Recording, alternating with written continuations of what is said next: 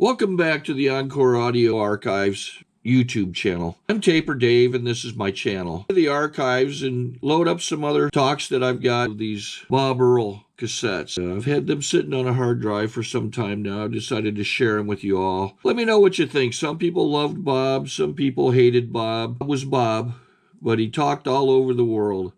I mean, he's from Los Angeles, Beverly Hills area, and did other things. I think he was a writer. Just click down below, like or subscribe, or both, like and subscribe. Just click down below, like and subscribe on my channel. It helps me out. Just a little click for you, doesn't cost you anything, and I'm bringing you some Bob Earll. And have a good day if you want to. Need an ashtray. I'm Bob Earll. I'm an addict and an alcoholic, or an alcoholic and an addict.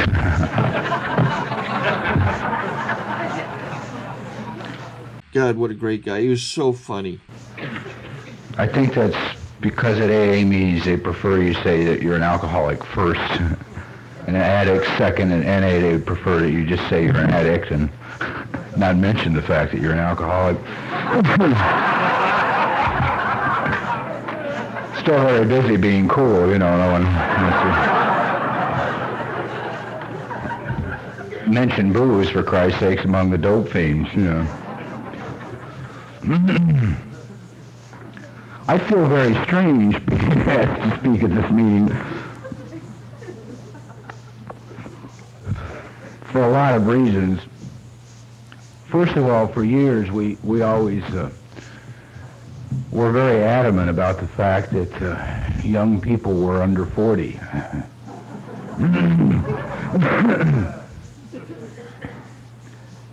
And so being over 40 and asked to speak at a young people's meeting, you go, God, I don't know if I would have allowed that when I was a vigilante in the young people's groups, you know.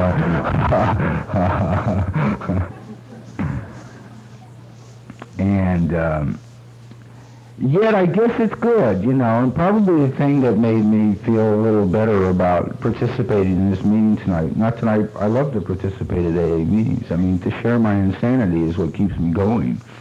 And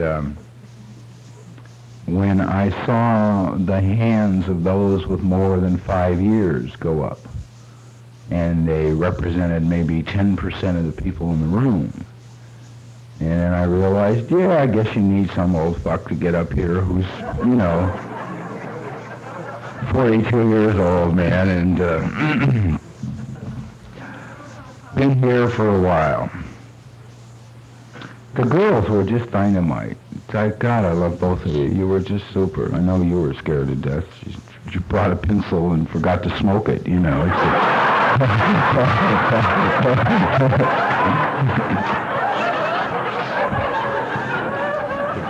Oh.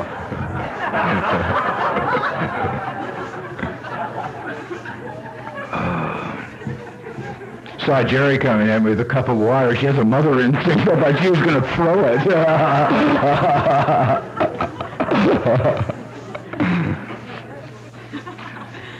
Well, I don't know what the hell, whether it's, you know, I should tell you what it's like after more than 15 and a half years of continuous sobriety, or what it was like 15 and a half years ago, or a little bit of both, and as there's usually 6 or 7 of us that get up here at the podium to speak anyway, anything is apt to happen. I am living proof that sanity is not a prerequisite for sobriety. I have grown old enough now that I am living proof that sanity is not a prerequisite for long sobriety.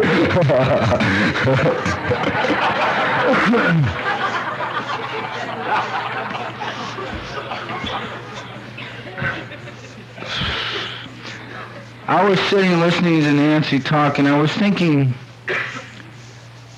in sobriety even, we are outcasts, in a way. Not that certainly we don't eventually reach a point where we go back out into that goddamn society and function, but when we are among ourselves, our conversations are of an outcast variety. even with years of sobriety, we compare different things than other people do. I know 2 days ago there was a couple of friends of mine and I were sitting around the apartment. We were talking, and what we were talking about is we got into comparing how many times we had been pronounced dead.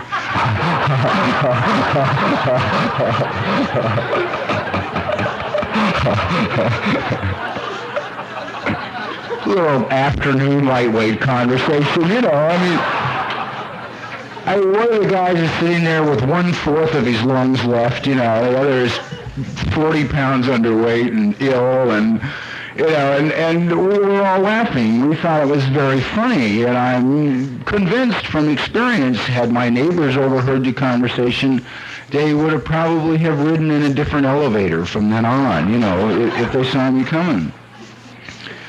And I think that's one of the traps I fell into in the beginning, early when I got here. I was 26 when I got here.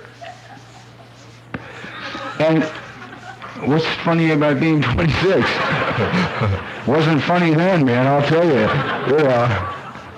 Like what Kay said, I didn't get here out of virtue, I assure you, There's unfortunately no place else to go, It's when you reach the end. For years, we have the advantage that we keep going down. At least something is happening because you're thinking. You're becoming worse. The people you associate with are getting worse. The things that are happening to you are getting worse. But there's a constant change going on in your life. You're just sort of going down. But the interesting thing about the bottom is it seems like you hit it and then it levels out.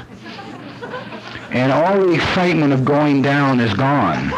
You just sort of go along, and it's shitty today, and it stays that way, and it just keeps going on, and it doesn't get better, and it doesn't get worse, and you stay the same 135 pounds, and you keep getting sunburned from being outdoors all the time because you don't have a place to live, and, you get quieter.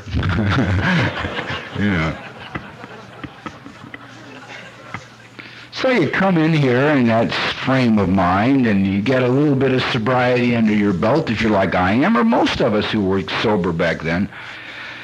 And you look back and you realize that not much went on. That 26 years has gone by, and you have accomplished nothing.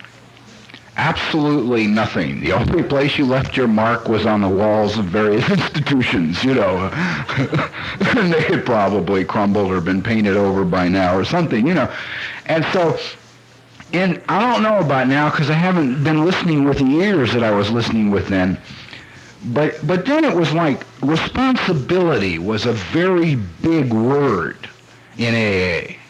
And I'm not talking about being responsible as far as your activities within the program of Alcoholics Anonymous.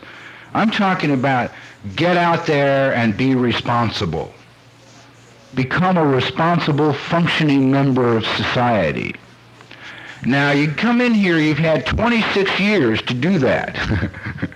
Never succeeded at it, right? So now, in essence, what they want you to do is take a 26-year way of life and change it overnight. I think it's like I got the feeling in the beginning that they were saying to me, okay, look, it's a simple program, kid. Right? In those days at 26 you were a kid. Things have changed. God. Anyway. It's all very funny. I got the feeling like they were saying to me, okay, what we want you to do is we want you to give us your chemicals. Give up your dope and give up your alcohol. And once you have given us those things, now what we want you to do is go back out there and live. Of course, we realize you've never been able to do it, but go do it now, you see. And do it without all the things that made it possible for you to function. Well, now if you listen to people talk at meetings, you get deluded into believing that they are doing it. The thing that used to really fry me is I would go to a meeting and I would sit down and a speaker would get up and he was 20 years sober. And he would get on at 9 o'clock and he would start. And 55 minutes later, we had been through 16 different brands of alcohol, 14 countries, and 3 well-known drying out sanitariums. It's now 5 minutes to 10, and in 5 minutes he would sum up 20 years of sobriety. Well, I came here 20 years ago, and it's been terrific. All right? You're 7 months sober. You still have cramps in your legs and your back and your neck. You get splitting headaches all the time, and you have small nervous disorders like a jumping hand, you know.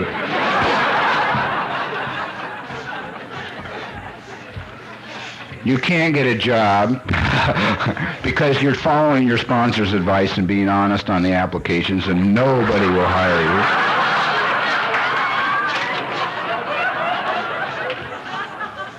And this jerk is standing up there saying it's been terrific since the first day, right? Now, you're crazier than you have ever been on any day in your life, right?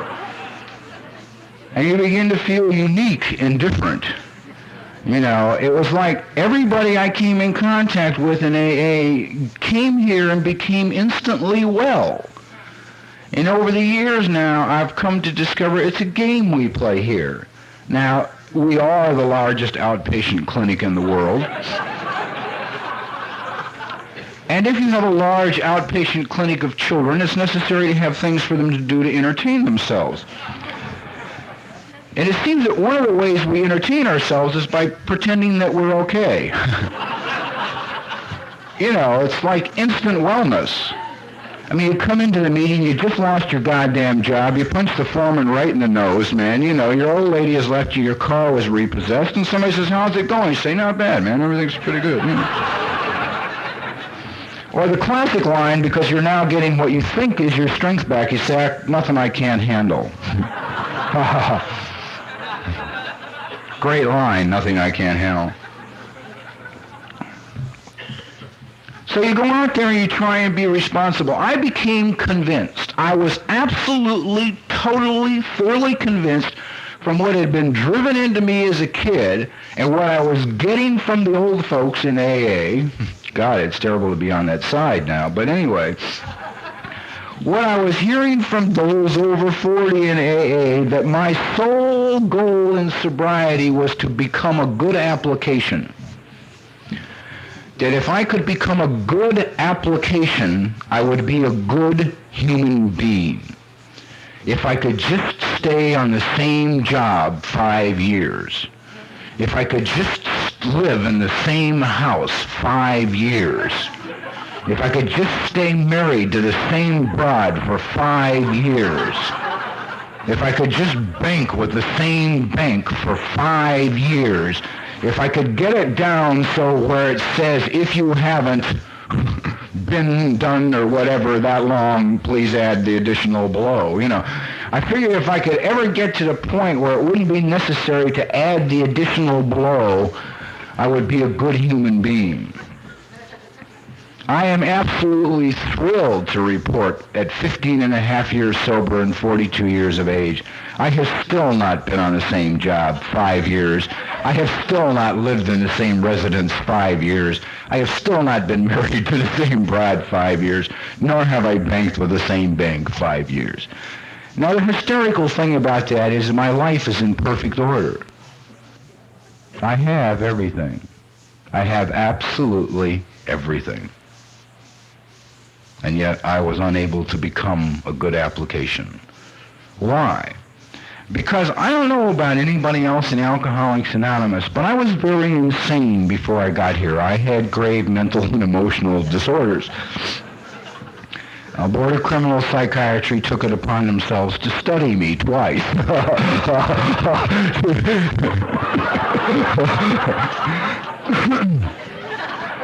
They wanted to see what was going on. They couldn't figure it out. I had a few minor problems adjusting. One was a total and complete inability to recognize the emotion fear. The other was a bad attitude. Made for a rather antisocial human being for the most part. And yet I came into AA and I got my chemicals taken away from me, and I discovered that I wasn't a rip-roaring, shotgun-carrying bad mother. That I was a very weak, inadequate, frightened, chicken shit punk. You know. And the chemicals were gone, you know. And they're saying, now go out there and get them, kid, you know. And in Men's Stags, you get all these great lines like, pull yourself up by the bootstraps if you run into trouble, you know. Doesn't take much of a man to make this program, but it takes all of him, right? Like you haven't been putting it out for 26 years, right? You sit there, you listen to that crap, you shot your best shot for 26 years, and the end result is you're in Alcoholics Anonymous, which at the moment you don't consider the high point of your life, you know, right? Or the spiritual giants that say, if you want potatoes, get a hoe.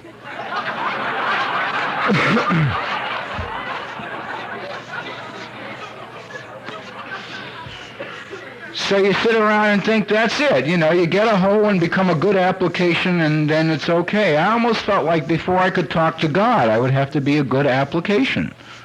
You know, I mean, I went around AA thinking if I can get myself up to a point where I'm a good enough human being, then I can talk to God. But I am not a nice guy, and I know from what I've heard over the airways and in missions and places and institutions, God only deals with nice guys.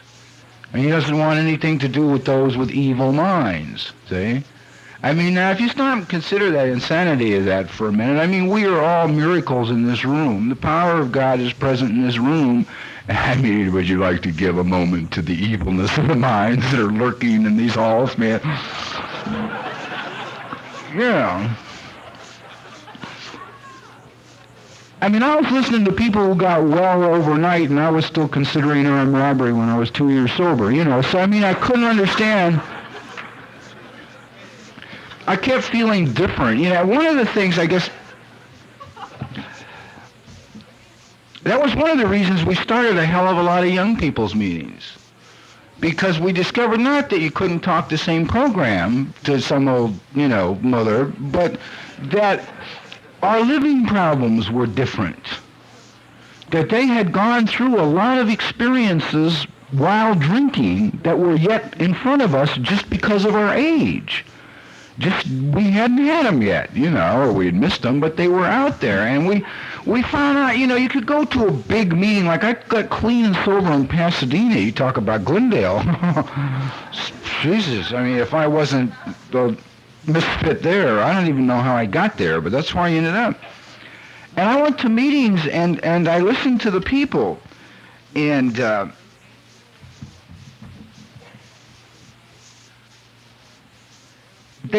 it's like everybody had a job. It's like everybody had a wife.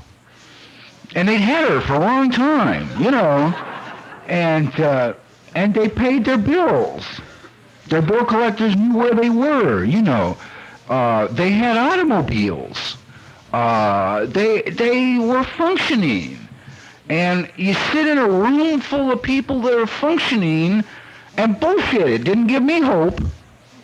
You know, it made me feel bad. You know, I thought, oh, God, here you are again, man, you know, on the bottom of the heap like always, you know.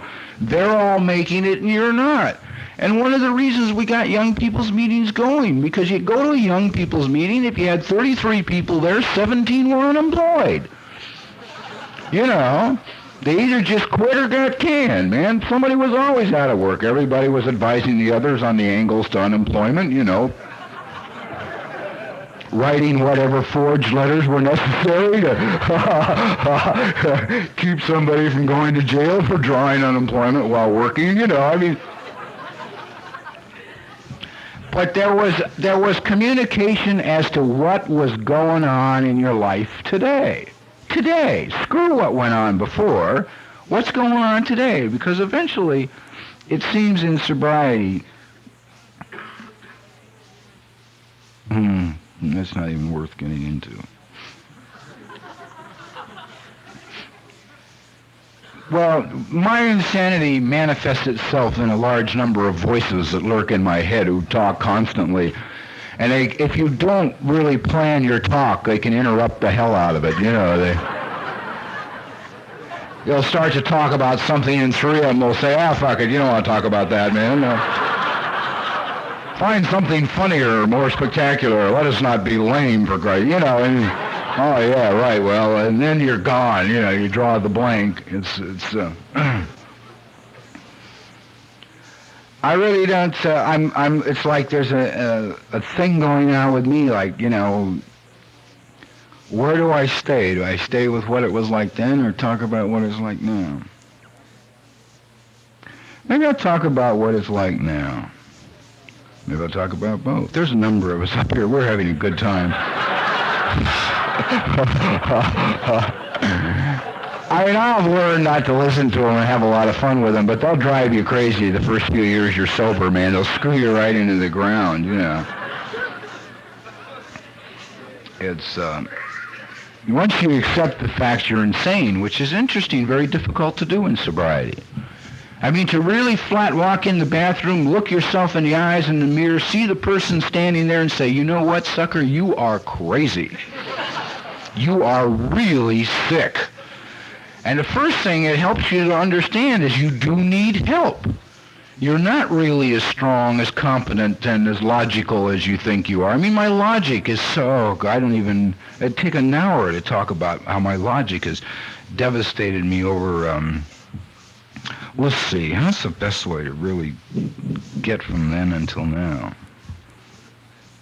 Because there's transitions that take place. Sobriety for me has been a series of small surrenders coupled with two massive ones.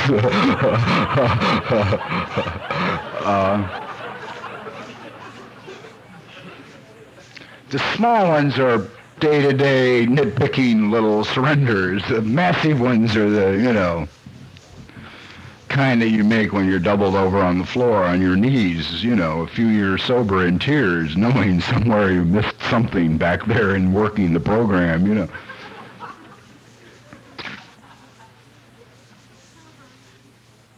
I guess my biggest problem in early sobriety stemmed from the fact that these people kept saying God as you understand him. And that was lethal, you see, because I have a number of voices up here, each that have an opinion. So they would go home and tell me about God. The first thing they told me is he's old. Okay? Which automatically eliminates communication. All right? Second, they told me that he was sitting in this throne, he had a book, he was keeping score, and we weren't even.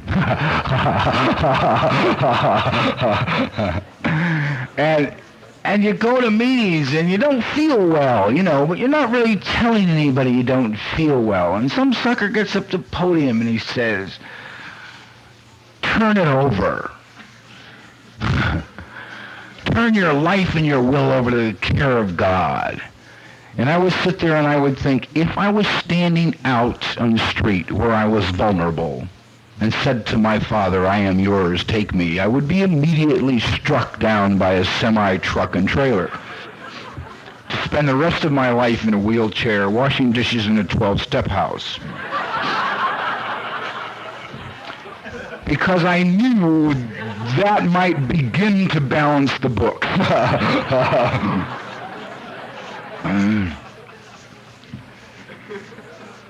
So I didn't want to pray. You know, I mean, I really didn't want to pray. Getting close to God did not have an appeal to me. I did not like the idea. Now, I would say at meetings, you know, oh yes, I pray in the morning and I pray at night, you know, bullshit. I was, you know, almost looking over my shoulder to make sure he wasn't looking for me to pray, you know. Because I was very afraid of what would happen to me if I prayed. I mean, I knew how rotten I was. I mean, I was today where I don't know where I was. Was it today? Yeah, it was today. It was this morning. I was going out of the building where I lived, and there was a sheriff sitting in the office talking to the manager. And I went in because I had to talk to the manager about something. And I was leaving the office, and maybe it's because I knew I was going to be here tonight, you know, at a young people's thing. And I was walking in my car, brand new white Cadillac for those that are interested. That shit used to really impress me, man. You know. I hear a loser had a cat, and I just sit up suddenly. You know, what he had to say was more important. You know, where does he work, for Christ's sakes, you know? And I thought, it's been years since the sight of an officer of the law has concerned me personally. Now, the first 6, 7 years I was sober, you see a police car parked in the front of the building where I lived, even though it contained 312 apartments. I knew. I would have bet money. You know, I would also go someplace else for a while, too, and have coffee, you know. Call up and see if they had left, you know. With that kind of paranoia and being unwilling to talk to God, your first 2 or 3 years of sobriety can be very uncomfortable. They can lead, in fact, to a nervous breakdown, where you just lock yourself away in your apartment for 3 days and cry. And a voice keeps saying, why don't you go out there among them? And you keep saying, I don't know.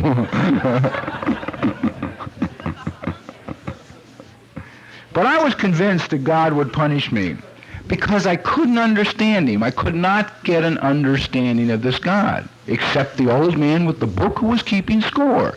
And man, I knew I was rotten. I didn't need anybody to tell me that. I was 8.5 years sober before I told the true story from the podium. You know, I mean, I should sit in AMEs and think the people who told the truth about their past were fools. Either that or they were unaware of the statute of limitations, you know.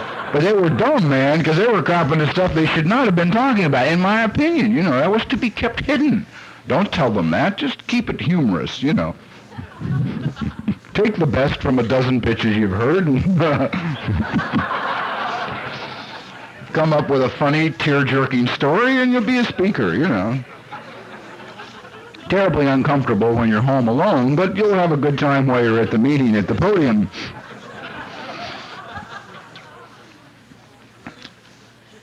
Well, one night I went to an Alcoholics Anonymous meeting. I sat down very quietly, and a guy told a very, very simple story.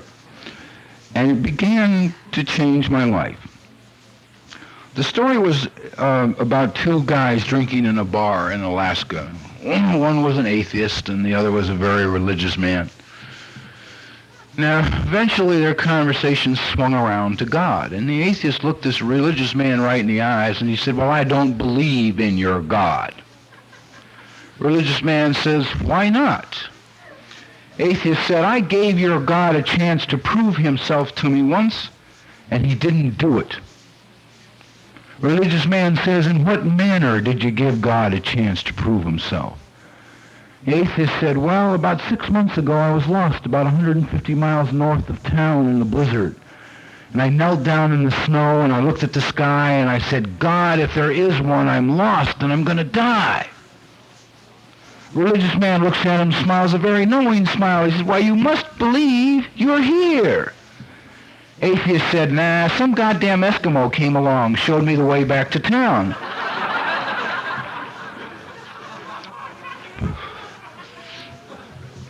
Well, now, my sponsors had been telling me, I was 2 years sober when I heard the story, and I still hadn't talked to God, see?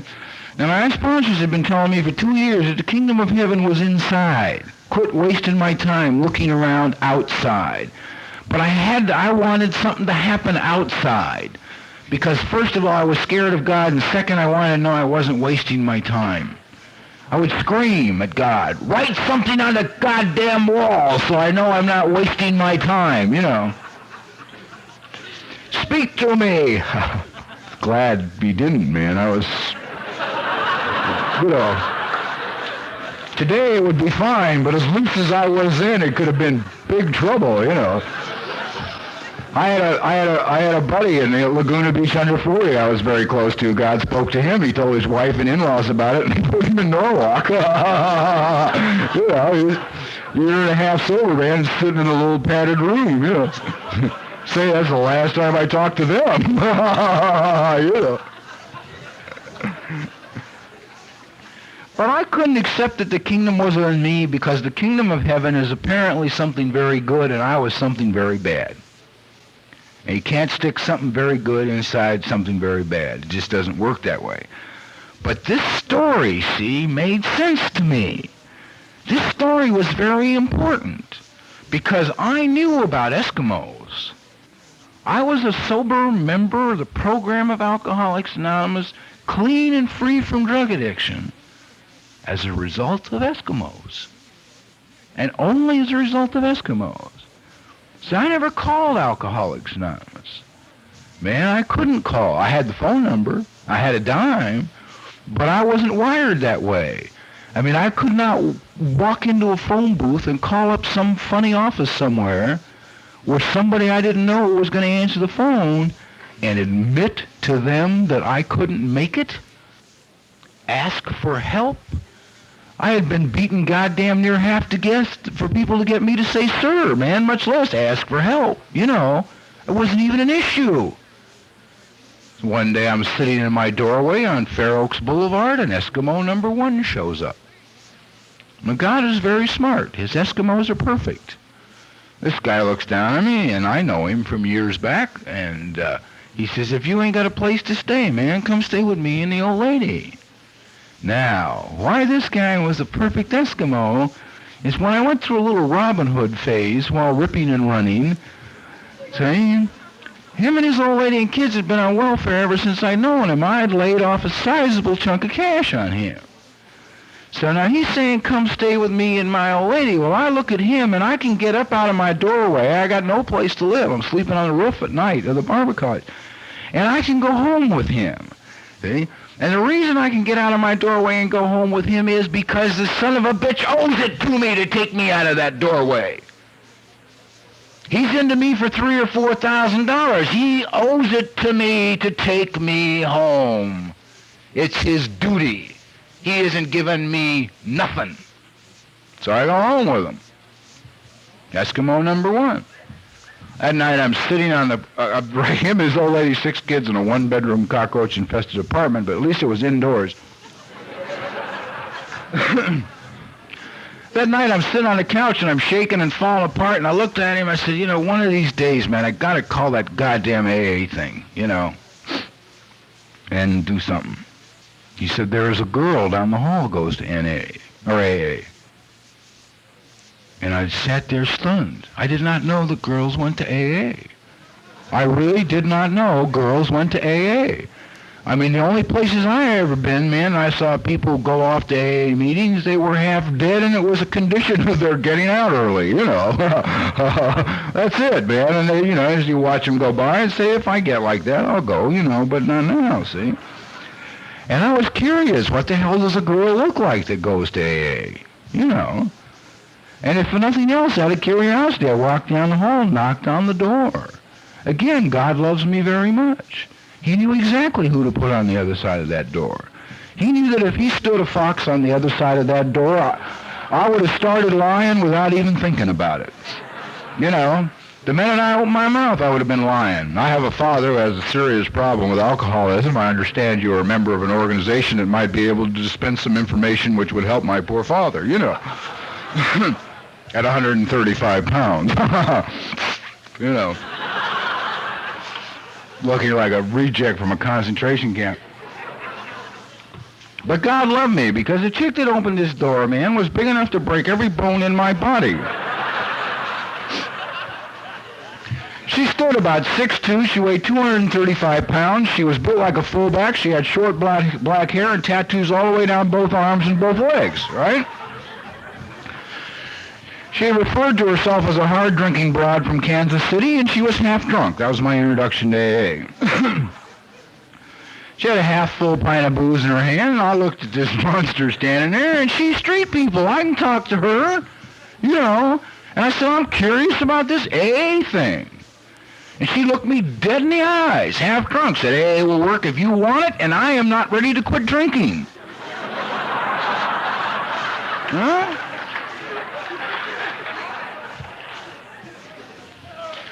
Now, why I know God loves me is that statement made perfect sense to me. It made perfect sense to me. I took one look at that chick and I said, you know, Christ, if I was a big tough broad, I wouldn't give it up either. You know. If I had her size and strength, I'd turn around and go right back out there, get to it, make something happen. But I was tired and worn out and weak and skinny, and I just couldn't go on anymore. She felt responsibility for the sobriety she had, so she stuck me in a car that night and took me to an AA meeting. 28th of August, 1962. Been here ever since, clean and sober. And by now, I can't take any credit for that. I heard that story, and I drove home from the meeting, and I said, yeah, far out. I could accept that. That God is a little piece of God is in everybody, and that the only instrument God has to work with is people. Because there was no logical, intellectual explanation why I was a clean, sober member of AA for 2 years. None. So I go home, and my head says to me, we should think this sober. I don't listen to it when it says that anymore. But then those days I used to listen to it. So it said to me, let's talk about God. And like a fool, I said, okay, thinking it knew something. I didn't know that my head hated God because it's never openly admitted that, It just very subtly sneaks around like it hates to read in the morning. I open the 24-hour-a-day book and my eyes go blank. My vision is perfectly, but sunlight can't see. It's like, Jesus, I know there's, Read it through, close the book, 3 steps from the bed. I couldn't tell you what the thought for the day was.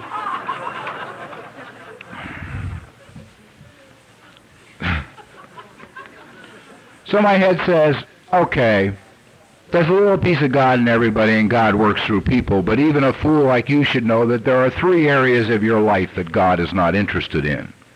I said, what? I don't ask it questions anymore. The only question I ever ask my head today is, what is your source of information? It shuts up. It has none. It compiles all this crap out of thin air. Yeah. But in those days, I was still asking it questions, and I said, oh, what are they? So, well, obviously, the first area that God isn't interested in is employment.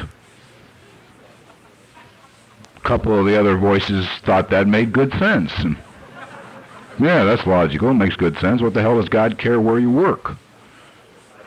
And said, now another area that God, isn't interested in is the girls that you date. And I thought about that, and that made sense. I had interpreted page 69 of the big book to say, as long as you don't intentionally harm any of your sisters, have a good time. I still do interpret it that way. And it said to me, I feel foolish having to tell you this, that the third area God doesn't want anything to do with is money, because any fool knows that God and money are not synonymous. I listened to it for a minute, thought about it for a while, thought, yeah, I guess that's right. So I decided, okay, there's a little piece of God in everybody who works through people, and these areas are for me to deal with. Now the fascinating thing about that is what my head had just done to me is very interesting. I have never, since that day, as a sober member of this program, had a baby call me in the middle of the night, doubled over with their knees in their chest in grave emotional pain, ready to either commit homicide, suicide, or both, that the cause of their pain was not one of 3 things: employment, money, or relationships. And my head had just told me these are the 3 areas I am to take care of. God will handle the rest. 2 years later, approaching my 4th birthday in Alcoholics Anonymous, I decided not to take a cake. The reason I decided not to take a cake on my 4th birthday was I didn't really feel it was representative of hope to the newcomer. As I had been handling the girlfriend's employment and money for the preceding 2 years, I had just been financially bankrupt through the courts. My car had been repossessed. I was sleeping on a couch in an apartment of a guy I didn't even particularly like at the time. I was working in a car wash for $1.25 an hour. I had a rash on both arms from the goddamn detergents, and my hemorrhoids were coming back from bouncing in and out off the hot car seats all day long, right? I was into my babies for $200 or $300. Central office would call me with a 12-step call. I'd have to call the poor bastard up, make sure he had a car and was sober enough to drive it, or I couldn't get him to a meeting. I got hung up on a couple of times. How long have you been sober? Boring. So for 2 years, there wasn't a girlfriend anywhere in sight in my life. In fact, it's been so long since I've been laid, my eyes were crossed, you know. So people say, I think you should take a cake. The miracle is that you're still clean and sober.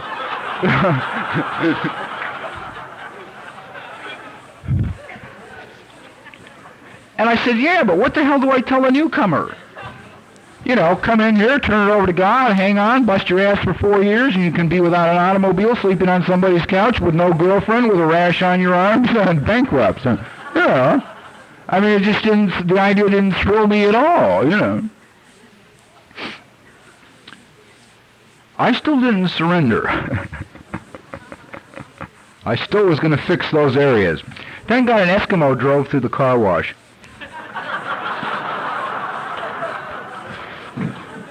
And I was honest with him, man. The cat says, hey, what are you doing working here? And I said, I don't know.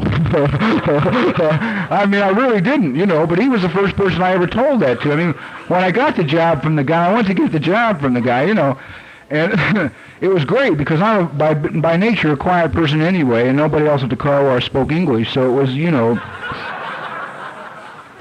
we got along well most of the time. And when I went to get the job from the owner, he said, why do you want to work here? I said, well, you know, I'm a student. And it's summer vacation and I need to get some money. Honesty comes, it's long coming, believe me.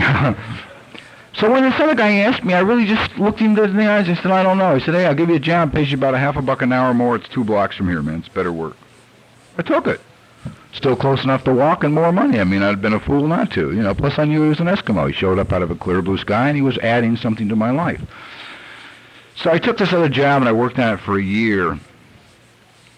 Yeah, I guess I should tell that story. It's worthwhile. I have always, you see, once you realize how insane you are, you can go to a meeting to talk and you can talk perfectly relaxed because you don't really care if everybody leaves. You know, because you got a whole thing going on up here anyway. You know, you just sort of chit-chat back and forth, listen to what you have to say, you know, see whether or not you're being honest, you know. Just, I wouldn't tell that story if I was you. You know, it's well, you spend a lot of time alone in sobriety. You better learn how to entertain yourself. Yeah.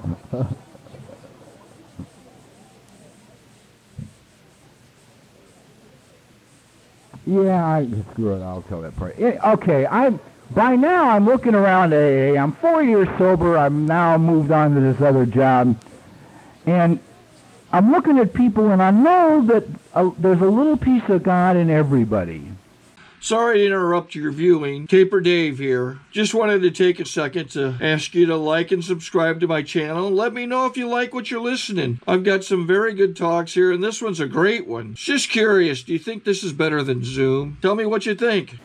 But I am now thoroughly convinced that there's something in the program I'm missing. There's either another step or a secret phrase or a coded message or something, see? And I can't find it. Because my babies have got better jobs than I got. You know, they're driving cars. I'm not. You know, I still don't have a car. You know, people look better than I look, and they feel better than I feel, and they have more money than I have, and they're more successful in their relationships with people. And I'm sober longer than they are. You know, and I'm saying, I wonder what the hell it is. Now, my insanity is such, I finally figured it out. I knew they put it in the big book in invisible ink. And I sat down one night, and from sunset to sunrise, I read the entire big book of Alcoholics Anonymous with a black light.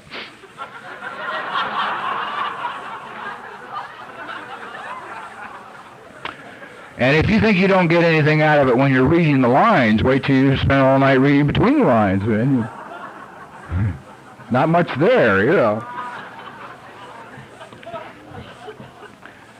So I knew that somewhere in that sucker was the secret I could not find. And I was envious, and I was angry, and I was getting tired. Because for the past 2 years, now going on 3 years, I had been handling finances, employment, and relationships. And I had none of any. You know. Well, approaching my 5th birthday, I got a chance to go back to Denver to one of the International Young People's Conventions, and I went back there. We were there a week, and we were getting ready to leave. I'd had a good time. It had been a great convention. Everything went well. And we pulled away from the clubhouse, and the tie rod on the front of the car broke. There was 6 of us in the car. And now this guy and his wife pulled in right behind us. Immediately. I mean, you know, with the tie rod, you pull it to the curb, your driving days are over for now.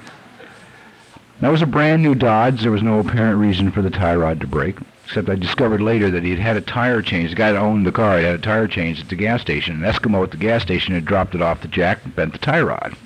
That's why it broke. And I say an Eskimo because the experience changed my life in sobriety. So I look at this guy and his wife that pull in behind us, and I never prejudge anyone at first glance, of course.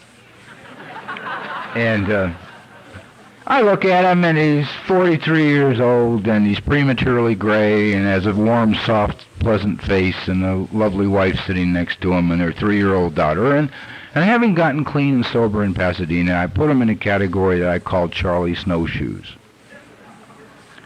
They never drank that much. It never got that bad. Their lives were in better shape drunk than mine was sober, and wouldn't know emotional pain if it ran them down in the middle of the street, you know. I'd always had a lot of trouble communicating with these people when I was getting sober. But when you need an Eskimo, you can't be particular, right?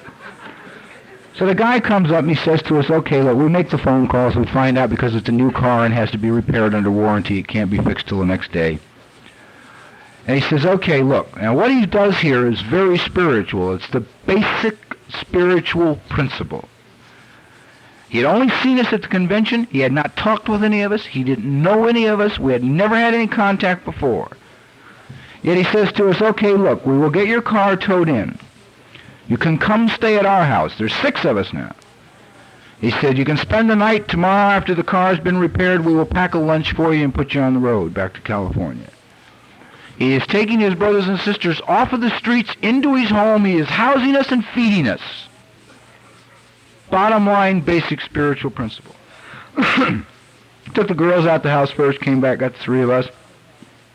We pull out, we get out in southeast Denver, we pull in this big circular drive, massive brick home, another new car in the driveway, Charlie Snowshoes, right? I mean, he's probably lost money since he's been sober, you know, is reduced to 2 Cadillacs and 1 mansion, you know, I mean, it's walk through the house, the spiritual frame of mind, price the furniture to the best of my ability.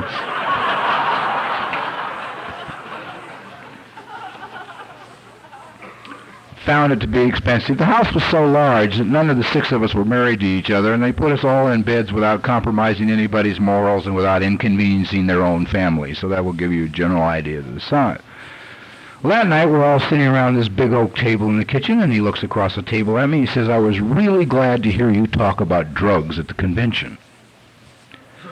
And I thought, what in the hell does Charlie Snowshoes in Denver, Colorado want to know about dope? It made no sense to me. You know, the only logical thing, of course, is they have a kid locked in the closet, you know.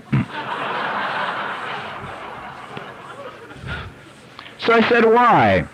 And he smiles this very marvelous, gentle little smile. He looks over at his wife. He says, well, he says, my mother doesn't like me to talk about this. He said, but I'm a 3-time loser for drug addiction from California.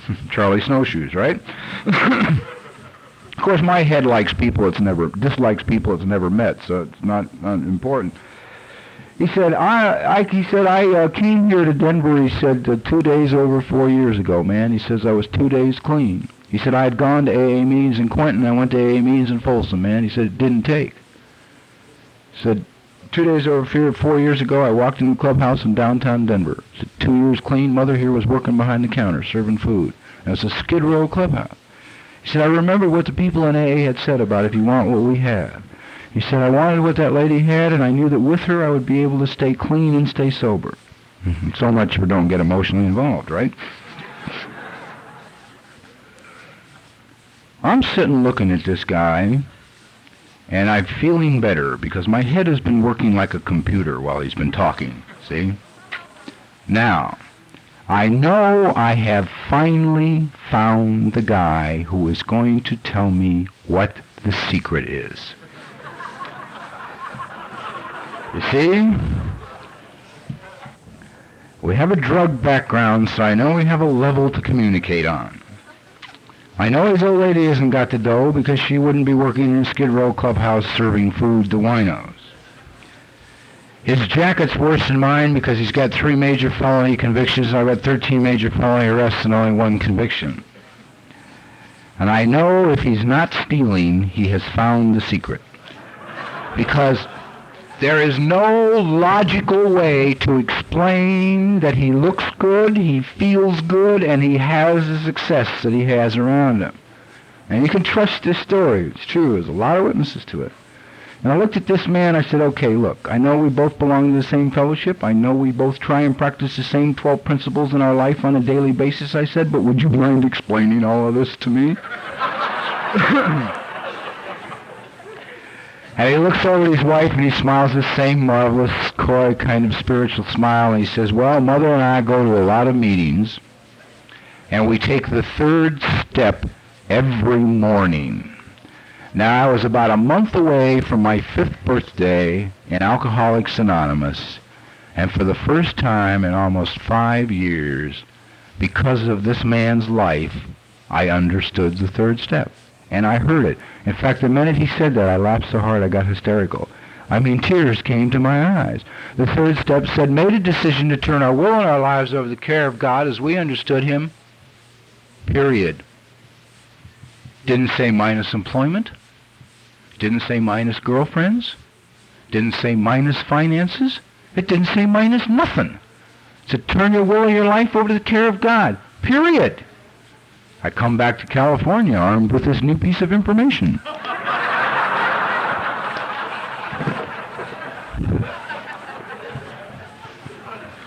Oh, shit. I'll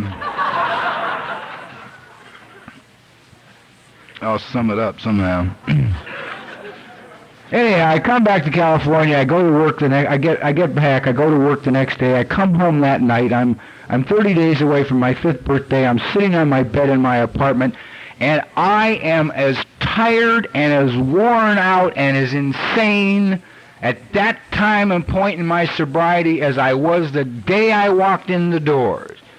And I had insane sponsors, man. I mean, they drove on me. I had done everything AA had asked me to do. I had gone to all the goddamn meetings. I had made coffee, moved chairs, had newcomers throw up on me and my car and my house, and I had driven thousands of miles to institutions, to meetings. Man, I had done it all. I had done every goddamn thing AA had asked of me, and I was worn out.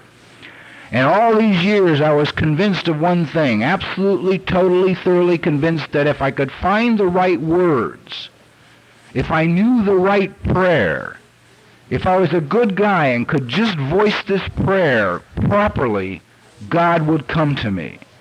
I was so insane at that moment, I looked at the ceiling in my apartment and I screamed at the top of my lungs, if you are not there, I'm fucked.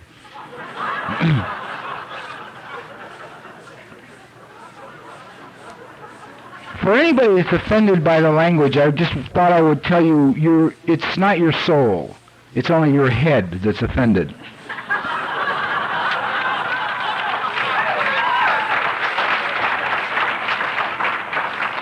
Your soul does not care what words I choose to use as long as I speak to you from my heart. Your head cares because if it can say, well, listen to that crap, we won't listen to him any further.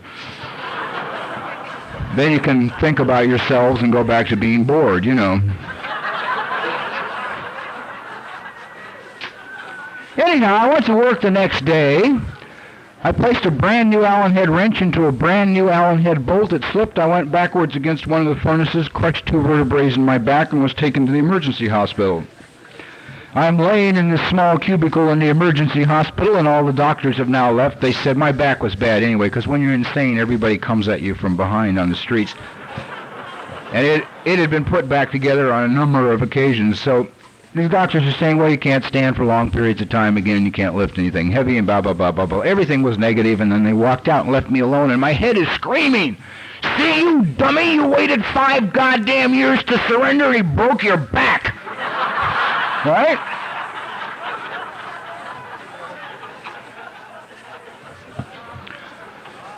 So my intelligent head had immediately interpreted what had happened as bad, see? But another part of me, a little voice down here that was just starting to be heard, not coming from up here with the mass, but coming from down here all alone, said to my head, why don't you shut up?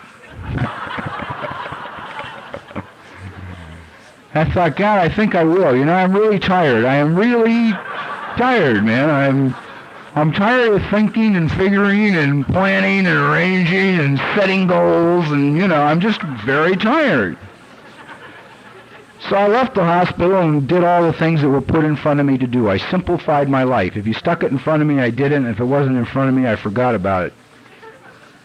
I applied for disability insurance, vocational rehabilitation, and all the rest of that crap. Now, in December of that year, I decided that for a living, I thought I would try and be a writer.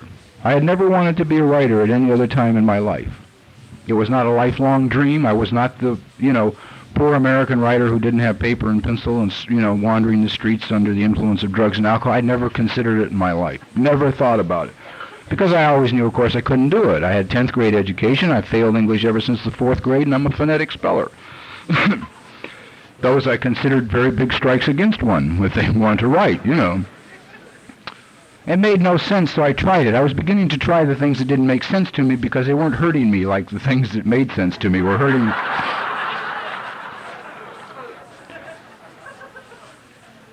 Anyhow, to keep it very short, it was, I sat down and wrote a couple of things and submitted one to a studio, and they bought it, and the one down the hill, as a matter of fact. And I've earned my living as a writer ever since, which is illogical, but it's how it's been happening. I know it's past, but it's another little tiny story I feel I should tell. If you don't want to hear it, leave. I mean, that doesn't bother me, so, you know. If it doesn't bother you, it doesn't bother me, you know. It's a few years later, the only other thing I felt was missing from my life is, like, I kept looking for her. All my life I'd been looking for her, you know. I mean, even when I was on the streets, I was looking for her. 4 o'clock in the morning, I was looking for her, you know. I'd be driving the streets, and I knew on some given morning, man, I was going to turn the corner, and there, tall and blonde and lean, standing next to the fender of her Silver Cloud Rolls, she'd stand. And she'd take one look at me and she'd say, you're it. Come with me and I'll take care of you. But I'd been looking for somebody to take care of me for years anyway, you know, because I was beginning to realize I couldn't take care of myself, you know. One night at an AA meeting, I showed up 3 months late to speak. And so much for responsibility. Now, I'd been delayed by a flood, which is a story I won't even go into. It was the flood was just before the earthquake to let me know that I was in a bad marriage, but I hung in from the fire to the flood to the earthquake, and then I gave it up. Anyhow, because it looked good from the outside anyway. According to AA, we were happy.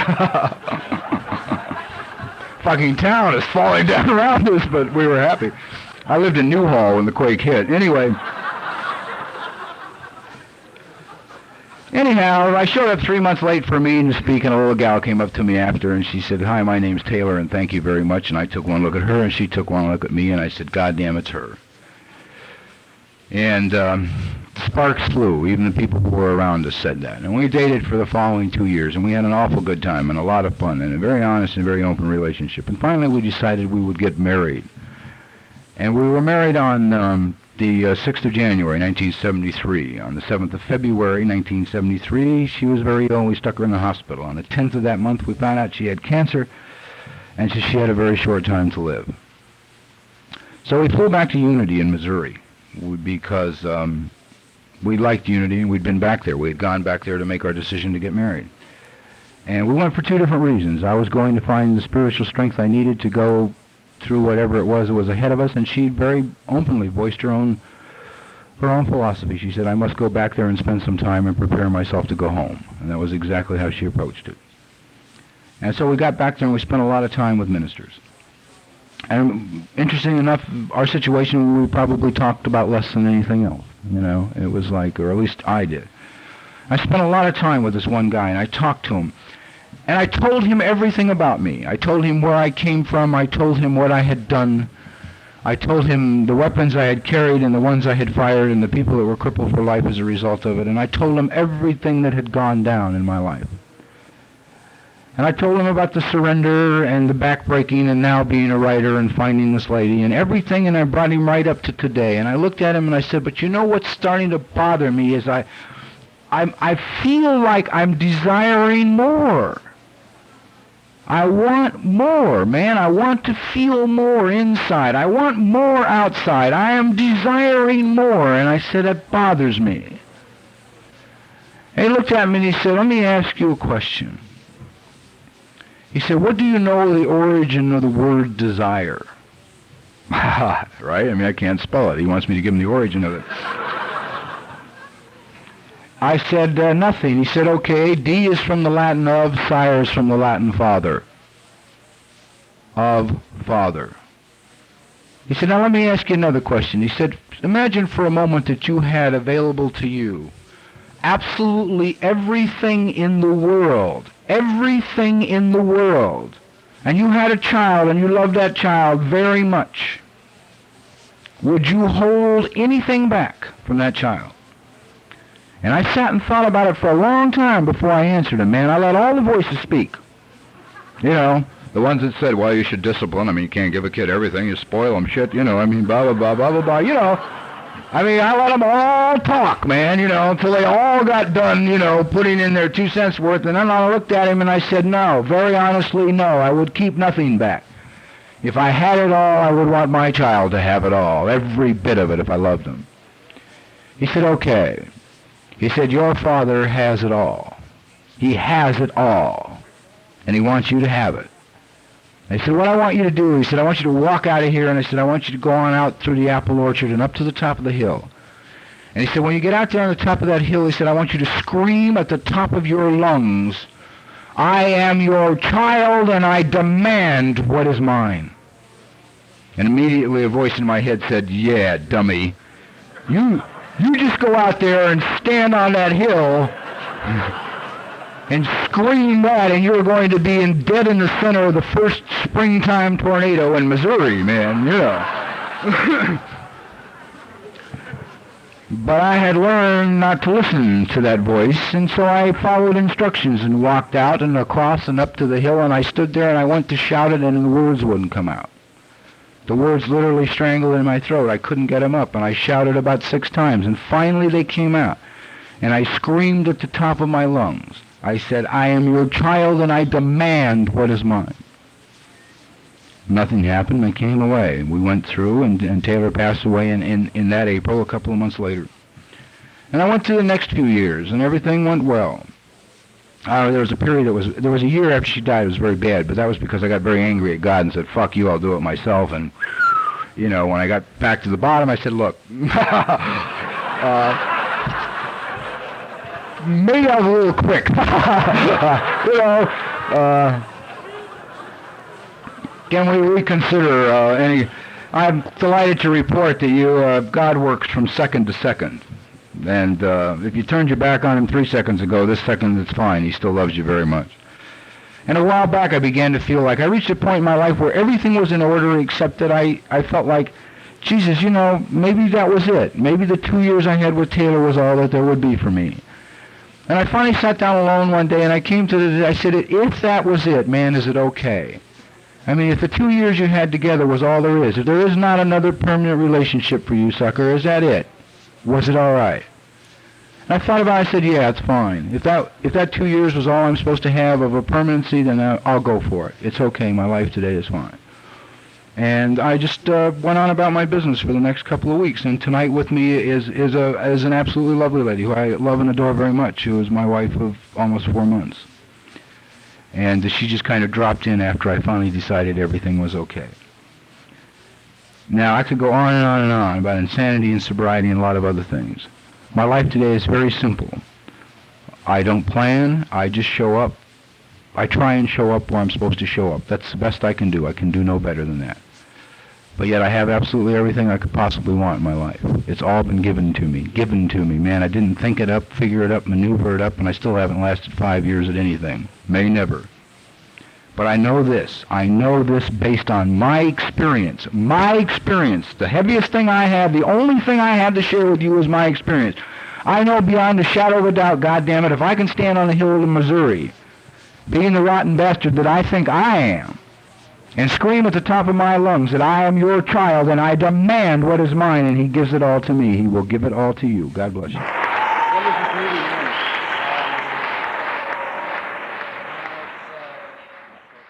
I think we got a great talk going on here. Thanks for watching the channel. Taper Dave here. Just curious, do you think this is better than Zoom? Okay, this is how I prepare my drone for launching. I like to do it inside the cab of my truck so I'm not standing outside in the weather. To install the joysticks for control, up and down, right and left, powered on. I have an Android phone that I use to connect it to the drone with. And it's actually controlled through the iPhone, through an app. Oops, wrong way. It's actually controlled through the iPhone, or through this Android phone, through the app. It's actually controlled through the Android phone, through an app, and you connect it through this short connection right here.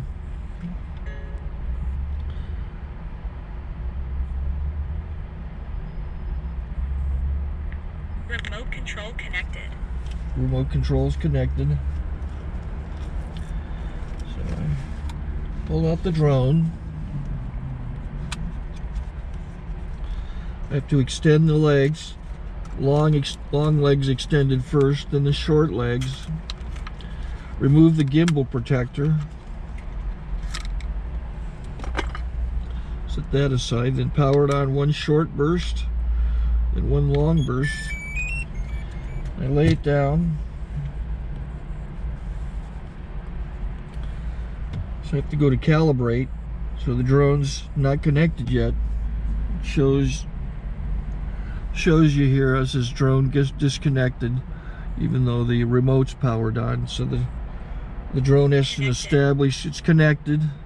So I go into the app to calibration mode. First I'll calibrate the remote controller. Start calibration. Out, in, oop, out, in, up, down, and then this little wheel is to control the gimbal. So it's calibrated. Go to gimbal calibration, start calibration, and then it calibrates the gimbal. I don't know if that shows up. The gimbal's moving all over the place. Changes, you can see it on the video. And I'm calibrated to take off. It's acquired 7 satellites at the moment. There are 26 satellites up in the sky, which it has to acquire before you can take off. So it's connected. It's got enough satellites. This is white. I can go to press this little arrow button, swipe right to take off, and it would start the motors if I slid this to the right, but I'll wait till I get outside. Don't want to do it inside.